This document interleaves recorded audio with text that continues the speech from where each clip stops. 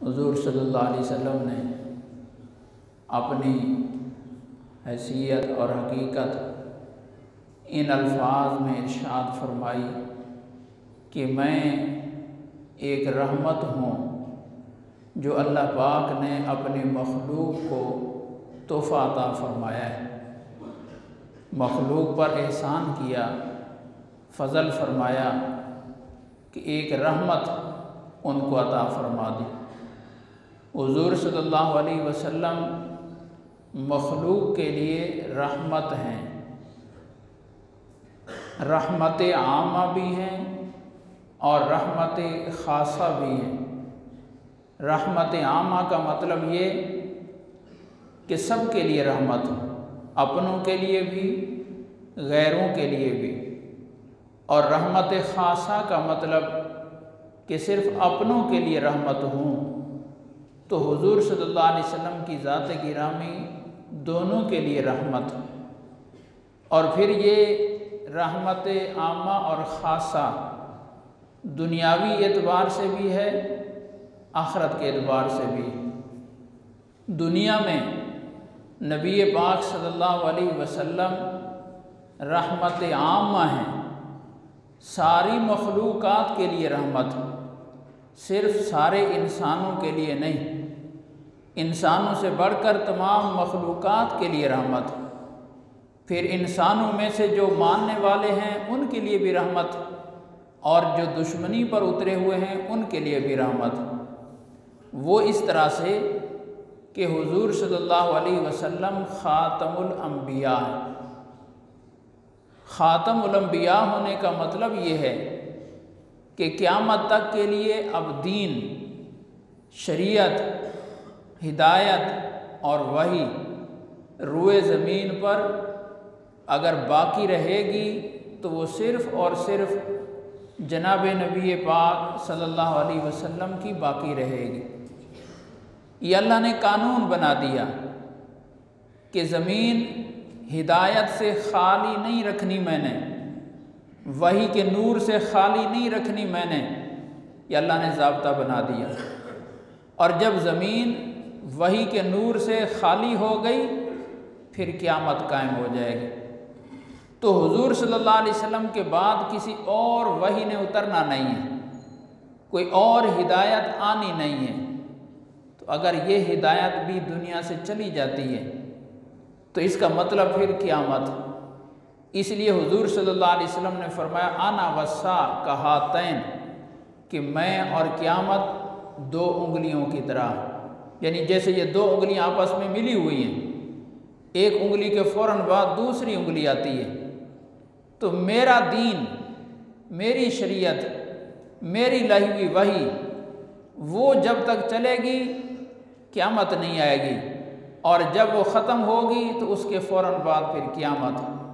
मैं और क़यामत आपस में जुड़े हुए हैं। तो लिहाजा हुज़ूर सल्लल्लाहु अलैहि वसल्लम के ख़ातमुन नबिय्यीन होने का मतलब ये है कि अब रूए ज़मीन पर अगर कोई हिदायत बाकी है तो वही है जो हुज़ूर सल्लल्लाहु अलैहि वसल्लम अल्लाह की तरफ से लाए। अब जब तक ये दीन कायम है, ये वही बाकी है, ये हिदायत मौजूद है, उस वक़्त तक क़यामत कायम नहीं होगी। क़यामत को रोका हुआ है दुनिया के साइंसदानों ने नहीं, क़यामत को रोका हुआ है दुनिया के सनतकारों ने नहीं, क़यामत को रोका हुआ है दुनिया के ताजरों ने नहीं, क़यामत को रोका हुआ है ज़राअत पेशा लोगों ने नहीं। क़यामत रुकी हुई है सिर्फ़ इस बुनियाद पर कि ज़मीन पर अभी अल्लाह की उतारी हुई हिदायत मौजूद है, अल्लाह का भेजा हुआ दीन असली हालत में मौजूद है, वही का नूर ज़मीन पर मौजूद है। बस इसकी वजह से क़यामत रुकी हुई है। इसलिए नबी पाक सल्लल्लाहु अलैहि वसल्लम ने इरशाद फरमाया ला तकुमु साअ हत्ता ला युकाला फिल अर्ज़ अल्लाह अल्लाह, कि जब तक ज़मीन में अल्लाह अल्लाह हो रहा है क़यामत कायम नहीं होगी।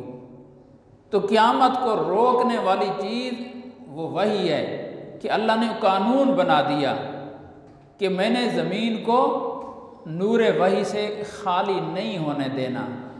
अब और कोई नबी तो भेजना नहीं है, ये तो फैसला हो गया। तो फिर हुजूर सल्लल्लाहु अलैहि वसल्लम का दीन है जो बाकी है, और जब तक ये बाकी है क़यामत रुकी हुई है। इसी वजह से एक हदीस पाक में आता है कि जब एक तालिब इल्म दीन की तालीम हासिल करने के लिए, कुरान पाक की तालीम हासिल करने के लिए घर से निकलता है, तो अल्लाह की हर मखलूक उसकी कामयाबी के लिए दुआओं में लग जाती है। यहाँ तक कि फरमाया कि समंदर की मछलियाँ वो भी उसके लिए कामयाबी की दुआ करती हैं, और पाँव के नीचे मसली जाने वाली छोटी छोटी चिंटियाँ ये भी उसकी कामयाबी के लिए दुआ करती हैं। अब चिंटी और मछली को एक तालिब इल्म से क्या गर्ज है? उनके कौन से मफादात इस तालिब इल्म से वाबस्ता हैं जिनकी वजह से वो तालिब इल्म के लिए कामयाबी की दुआएं कर रहे हैं?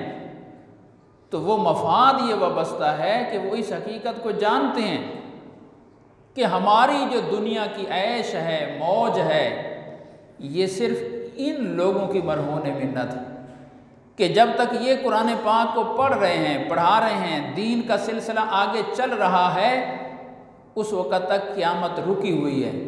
क़यामत रुकी हुई है तो हमें ये समंदर की बहारें और मौजें मिल रही हैं।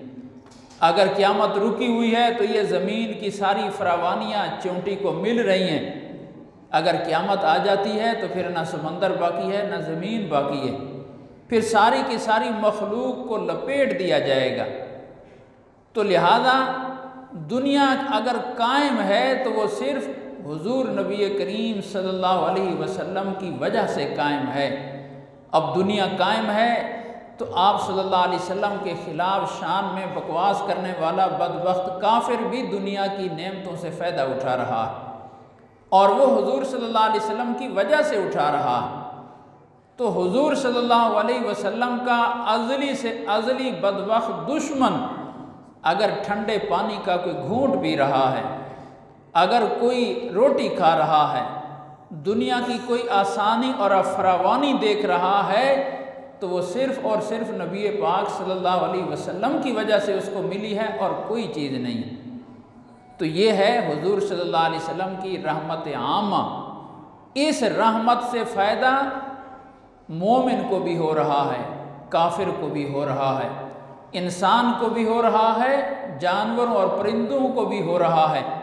हर ज़ी शऊर मखलूक हुजूर सल्लल्लाहु अलैहि वसल्लम की इस रहमत आमा से फ़ायदा उठा रही है। यह है इन्नमा अना रहमतुम मुहदातुन, कि मैं एक रहमत हूँ जो हदिये में अल्लाह पाक ने अपनी मखलूक को अता की।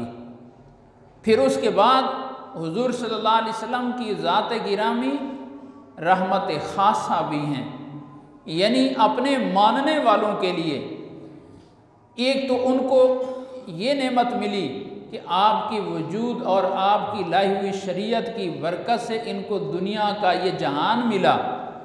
ये फ़ायदा तो हर मोमिन को मिला। इस फ़ायदे के साथ साथ जो उन्होंने दीन को कबूल किया, और दीन को कबूल करने की वजह से उनको दुनिया की बहुत सारी नेमतें अता हुई।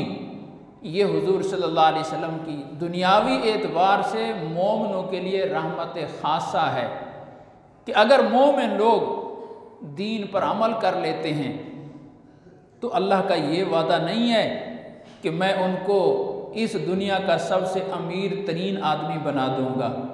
ये वादा नहीं किया। हाँ, ये वादा किया है फलनुहयिन्नहु हयातन तय्यबा, कि मैं ईमान और आमाल सालेहा वाले मोमिन कोई ज़िंदगी को खुशगवार बना दूँगा, पुरऐश खुश ऐश बना दूँगा।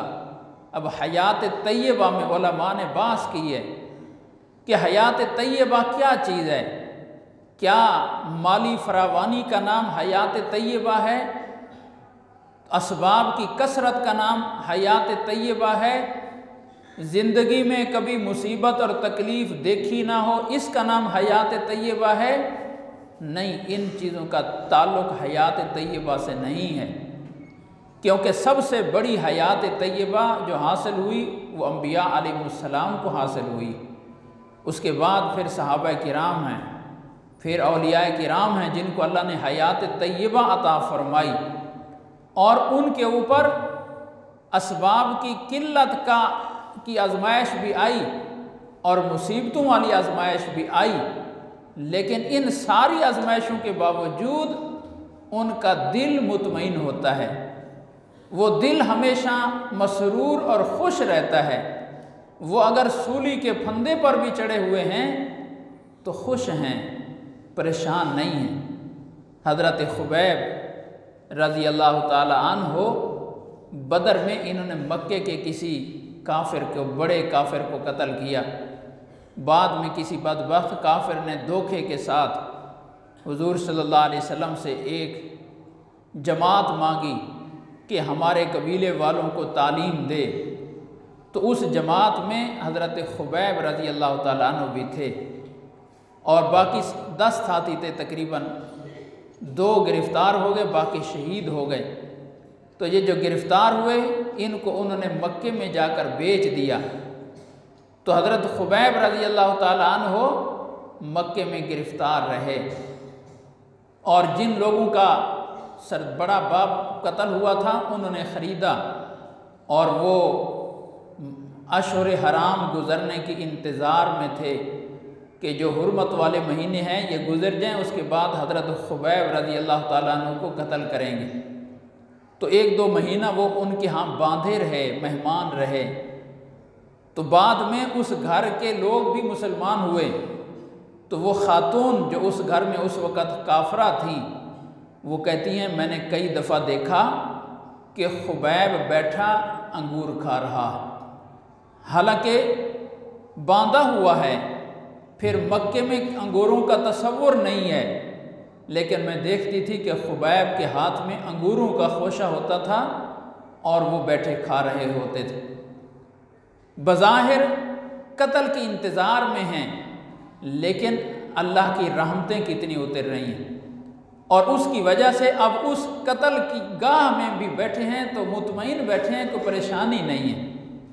और जब वो अशहुर हराम गुज़र गए और वो कत्ल कर सूली चढ़ाने के लिए शहर से, हरम की हुदूद से बाहर ले गए और फांसी का फ़ैसला हुआ, तो हज़रत खुबैब रज़ी अल्लाह ताला अन्हु ने फरमाया मुझे 2 नफल पढ़ लेने दो। तो हज़रत खुबैब रज़ी अल्लाह ताला अन्हु ने फांसी के फंदे पर चढ़ने से पहले 2 नफल पढ़े और बड़ी लज़्ज़त महसूस हुई, और फरमाया कि मैं इन 2 नफलों को लंबा करना चाहता था, मेरा जी चाहता है कि मैं ये 2 नफल लंबे करूं कि ज़िंदगी के ये आखिरी 2 नफल हैं, लेकिन सिर्फ इस वजह से मुख्तसर किए कि तुम ये ना समझो कि खुबैब मरने से डर गया है, ये मौत से डर गया है। अल्हम्दुलिल्लाह मैं मौत से नहीं डरा, मेरी मुलाकात अनकरीब नबी पाक सल्लल्लाहु अलैहि वसल्लम से होगी, मेरे दोस्तों से होगी, अबू बकर उमर रज़ी अल्लाह ताला अन्हु से होगी, इसलिए मुझे मौत की कोई परवाह नहीं है।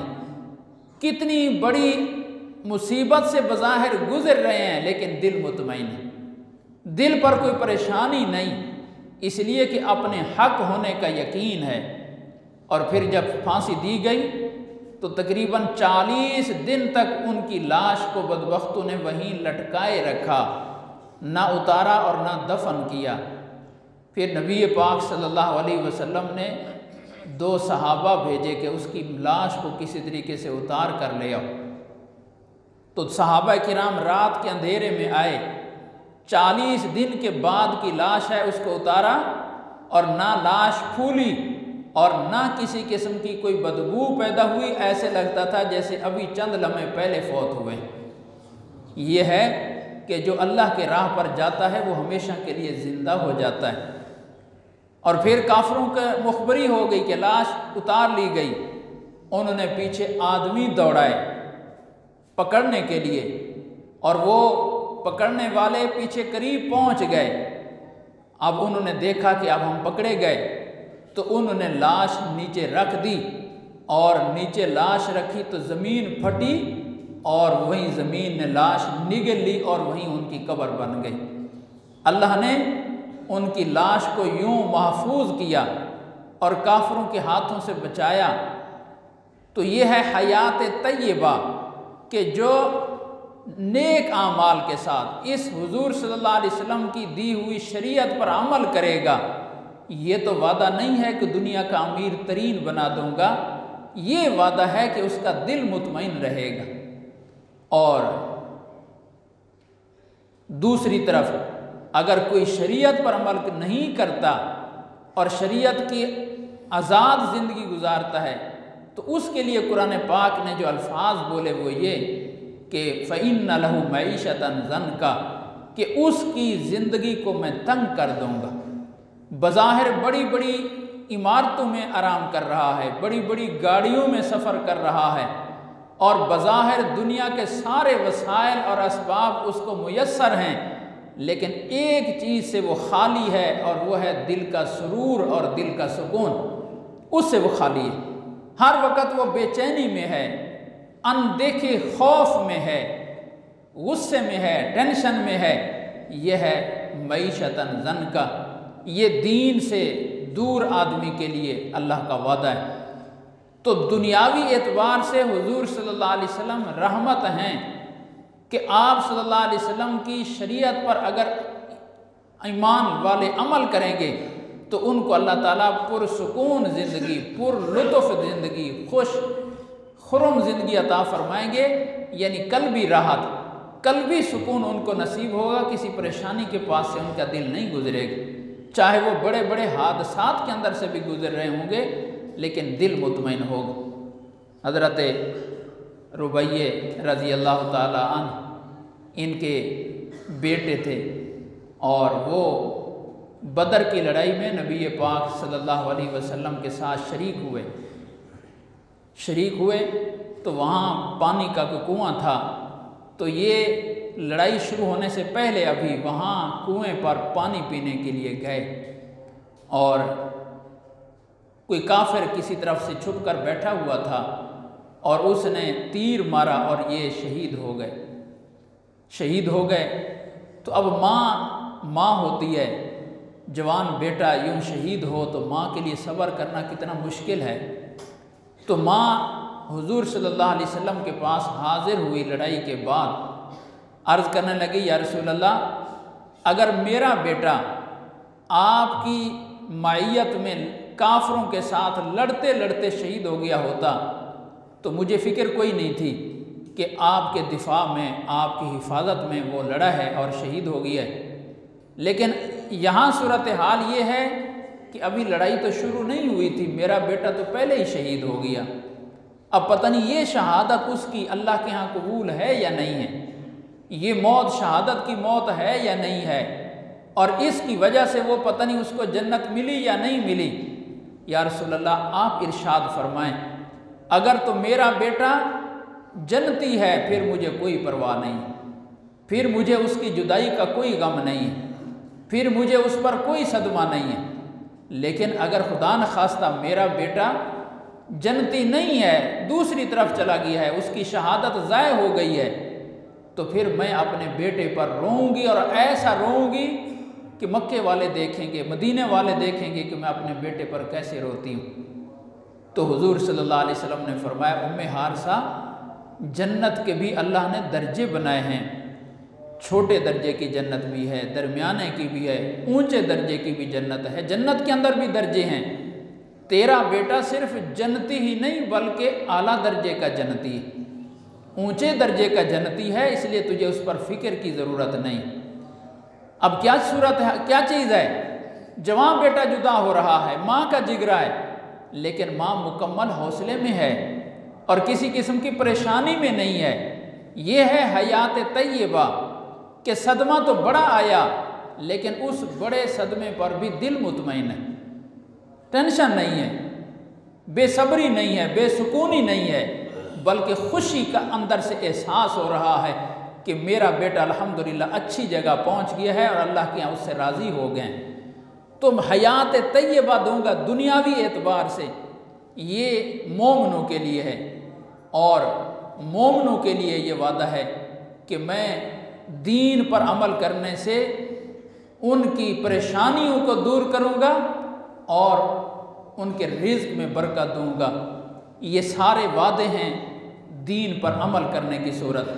तो हुजूर सल्लल्लाहु अलैहि वसल्लम दुनियावी एतबार से रहमत आमा भी हैं और रहमत ख़ासा हैं। रहमत ख़ासा हैं मोमिनों के लिए कि इनको दीन की वजह से दुनियावी फ़वाइद भी हासिल हो रहे हैं और दीनी फ़वाइद भी हासिल हो रहे हैं। फिर हुजूर सल्लल्लाहु अलैहि वसल्लम मोमिनों के लिए रहमत हैं कब्र के अंदर भी, वहाँ काफिरों के लिए रहमत नहीं है। इसलिए कि कब आता है अहादीस पाक में मैयत को आमना सामना कराया जाएगा जनाब नबी पाक सल्लल्लाहु अलैहि वसल्लम का और पूछा जाएगा मा तक़ूलु फ़ी हक़्क़ि हाज़ा रजुल, पहचानो ये हस्ती कौन है, ये हस्ती कौन है, इनको पहचानो। पहचान तो दोनों ही जाएंगे, मोमिन भी पहचान जाएगा, काफिर बदबख्त भी पहचान जाएगा। लेकिन अगला काम होगा वो लफ्ज़ कहना, वो जुमला कहना कि ये कौन है। तो मोमिन बड़ी खुशी के साथ कहेगा कि हाज़ा रसूलुल्लाह, ये हमारे नबी सल्लल्लाहु अलैहि वसल्लम हैं, ये मोहम्मद रसूलुल्लाह हैं जो हमारे पास किताब लेकर आए, दीन लेकर आए, हम इस पर ईमान लाए हैं, हम इनके उम्मती हैं। लेकिन जब काफिर से पूछा जाएगा तो कहेगा समेतु नास यक़ूलून शयअन फ़क़ुल्तुहु वला अदरी। दुनिया में मेरे आसपास कुछ मुसलमान लोग रहते थे और वो इनके लिए एक लफ्ज़ बोलते थे, वो लफ्ज़ मुझे उस वक़्त आता था लेकिन आज मुझे वो लफ्ज़ भूल गया है। यानी रसूलुल्लाह का लफ्ज़ ही उस बदबख्त को वहाँ ज़ुबान पर नहीं चढ़ेगा, भूल जाएगा। तो कब्र में हुजूर सल्लल्लाहु अलैहि वसल्लम रहमत होंगे। जब मोमिन सही जवाब दे देगा तो बाज़ रिवायत में आता है कि फ़रिश्ते ये कहेंगे कि हमें पता था कि तू यही जवाब देगा, यही जवाब देगा, अब अपनी जन्नत का ठिकाना देख। और इस कब्र को अल्लाह ने तेरे लिए कैसी कैसी नेमतों की जगह बना दिया और कैसी आरामगाह बना दिया, और तू दोबारा उठने तक इसी में ऐश के साथ रहेगा। और जो बदबख्त होगा, काफिर होगा, उसके लिए उसी कब्र को अजाब खाना बना दिया जाएगा, अकूबत खाना बना दिया जाएगा और ऐसे ऐसे अजाबों से गुजारा जाएगा कि जो अजाब ना आज तक किसी आँख ने देखे ना किसी कान ने सुने। तो कब्र में हुजूर सल्लल्लाहु अलैहि वसल्लम रहमत बन गए, लेकिन ये सिर्फ काफिरों के लिए नहीं, मोमिनों के लिए रहमत। और मैदान माशर में फिर हुजूर सल्लल्लाहु अलैहि वसल्लम की रहमत आमा भी होगी, खासा भी होगी। यानी सब के लिए भी आप वहाँ रहमत होंगे और ख़ास तौर पर अपने मानने वालों के लिए भी रहमत होंगे। रहमत आमा यूँ होंगे कि जब एक दफ़ा मैदान माशर में हुजूर सल्लल्लाहु अलैहि वसल्लम फरमाते हैं जब पहली दफ़ा कब्रों से लोगों को खड़ा किया जाएगा तो खड़े तो हो जाएंगे, लेकिन ये कुछ नहीं समझ आ रही होगी कि हमने किधर जाना है, क्या करना है, क्यों खड़ा किया गया। तो सबसे पहले मैं आगे आगे चलूँगा और मेरी देखा देखी सारी मखलूक वहीं उसी तरफ आएगी जिस तरफ मैं जा रहा हूँ। तो सबको मैदान माशर में लेकर जाने वाले नबी पाक सल्लल्लाहु अलैहि वसल्लम फिर जब सारी इंसानियत अल्लाह के सामने जमा हो जाएगी तो आज अल्लाह पाक का गुस्सा इतने उरूज पर होगा कि जब से अल्लाह की मखलूक बनी और जब तक रहेगी, इतना गुस्सा अल्लाह पाक को ना इससे पहले कभी आया ना इसके बाद कभी आएगा। अब मंज़र ये है कि सारी मखलूक अल्लाह के सामने खड़ी है और अल्लाह इंतहाई जलाल में है, गुस्से में है, रोब में है। आज किसी माई के लाल को जुर्रत नहीं हो रही, इतनी भी जुर्रत नहीं हो रही कि हाथ बांध के आगे बढ़कर माफ़ी मांग लें, ये भी जुर्रत नहीं हो रही। और फिर ये कोई 1 मिनट या 2 मिनट की बात नहीं होगी, इस पर कई सदियां गुजर जाएंगी इसी कैफियत पर कि अल्लाह ताला बैठे हुए हैं खामोश और सारी मखलूक सामने है और परेशान है। और जब ये वक़्त इतना लंबा हो जाएगा तो फिर आपस में मीटिंगें शुरू हो जाएंगी कि आज अल्लाह के गुस्से को ठंडा कराने के लिए किसको आगे करें और किस से सिफारिश करवाएं। तो नज़र जाएगी अम्बिया अलैहिस्सलाम पर, अबुल अम्बिया और अबुल इंस हज़रत आदम अलैहिस्सलाम हैं, सारे नबियों के बाप, सारे इंसानों के बाप, पहले इंसान। आप सिफारिश करें, लेकिन वो हाथ खड़े कर देंगे कि आज मेरी मजाल नहीं है इस कैफियत में मैं आगे जा सकूं। अब ये सिफारिश कराने वाले मोमिन भी हैं, काफिर भी हैं। काफरों का तकाजा यह है कि बेशक अल्लाह पाक हिसाब किताब शुरू कर दे, इस अपने गुस्से से हमें निकाल ले, बेशक दोज़ख में डाल दे।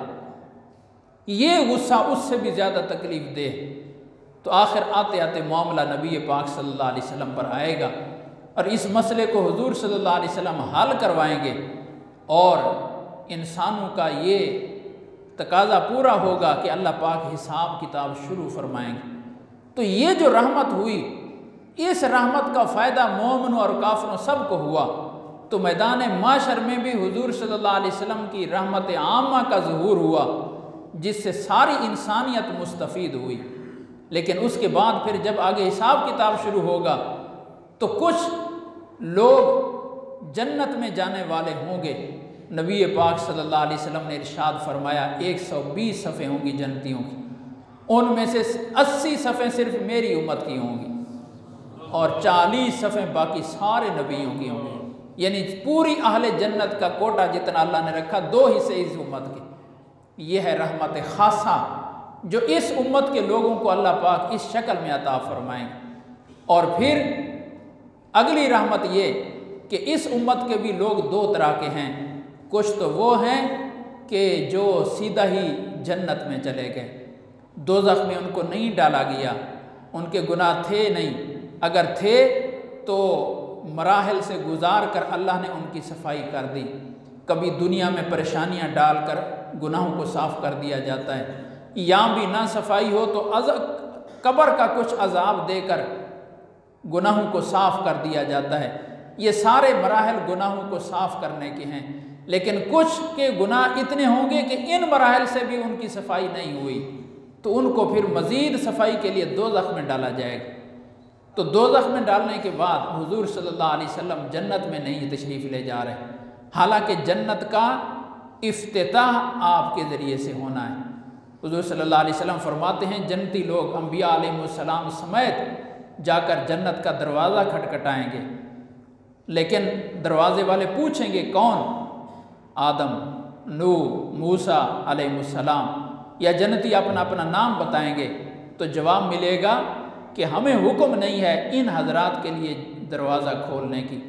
जिन हस्ती के लिए दरवाज़ा पहली दफ़ा खोलना है वो अभी वो नाम सामने नहीं आया। हुजूर सल्लल्लाहु अलैहि वसल्लम अभी जन्नत तशरीफ़ नहीं लेके जा रहे। क्यों?